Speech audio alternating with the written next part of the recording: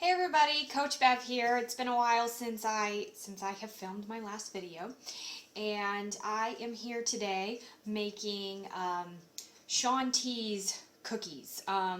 Shaun T from Insanity. He makes these cookies that are a good source of protein and good carb, not bad carbs. Anyway, so I'm going to mix them up right here for you. They're really super simple.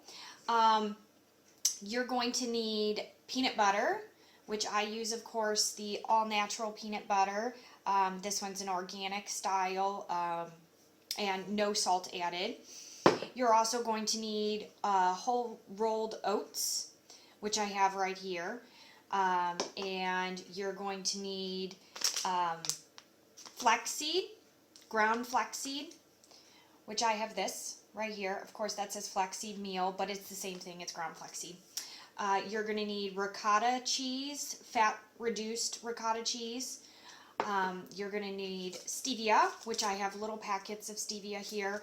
I usually prefer to use the liquid, but it does call for the stevia packets, which are really to taste. They just to sweeten it up a little bit. And then also you're going to need baking powder and egg whites, which I have already separated here, and some cinnamon, just a little cinnamon dash of it. And the measurements that you're going to need to make 4 to 5 cookies, which is what the recipe is for, is 1 tablespoon of peanut butter, 1/4 cup of oats, 1/4 cup of the reduced fat ricotta cheese. It says 2 packets of stevia, which I think is a little more than what you probably need unless you really like things super sweet. And then 1/4 teaspoon of baking powder, 1 egg white, a dash of cinnamon, and 1/2 teaspoon of flaxseed, ground flaxseed. So, as I was saying, I have my measurements, I have this stuff already measured out here, and I am actually doing the recipe times 4. That way that there's more than just 1 serving of cookies here for the effort that I'm making.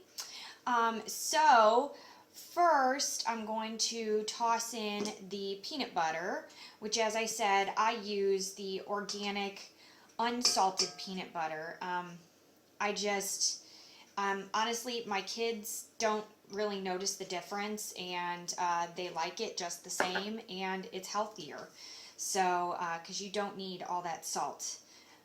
It's just not necessary. And I also make sure that my peanut butter is, the ingredients on the peanut butter is just peanuts, not peanuts and oil or peanuts and sugar, because there's enough oil and sweetness in peanuts naturally, so you don't need the extra stuff in there. Then I have my rolled oats, which I'm going to dump in. And then I have my ricotta cheese here.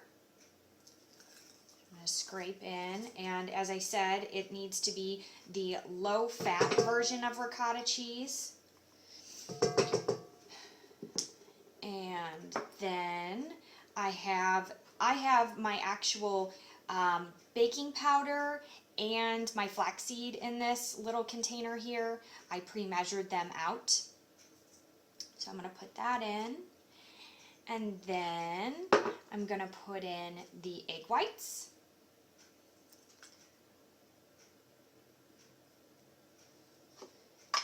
And then what I'm going to do is put in a couple dashes, because it says 1 dash, so I'm going to put in a few dashes since I'm doing this times 4.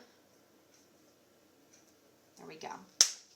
And then I'm only going to put in 4 packets of stevia. I'm doing half of the amount that they're saying, and hopefully it won't be too sweet, because a lot of times I don't even do half of what a lot of the recipes say, because stevia is a very strong sweetener in my opinion. It makes things very, very sweet. So I'm going to go ahead and put those 4 in. And then I'm going to go ahead and mix it up. And I don't know, you could probably do the stevia liquid version. I don't know at this point in time. I very well may try that because, as I said, I do prefer the stevia in the liquid form. I can just find it in a pure form a lot easier than I can find the packets or the powder. Because a lot of times, like Truvia and other types of stevia brands like that, they have extra added chemicals in there or extra additives in there that you really don't need to put into your system. The stevia leaf is good all on its own. It's not a bad sweetener for you to have. It's all those extra additives that they throw in there that are sometimes not all that great for you. Anyway, so now I'm going to mix it up, and then I'm going to put it onto my pan, which I have a pan already lined with parchment paper. I usually do that really just to make cleanup easier. I either use parchment paper or I use a Silipat, which is really good too. I wanted to use the parchment because I wanted it to be done really super quick.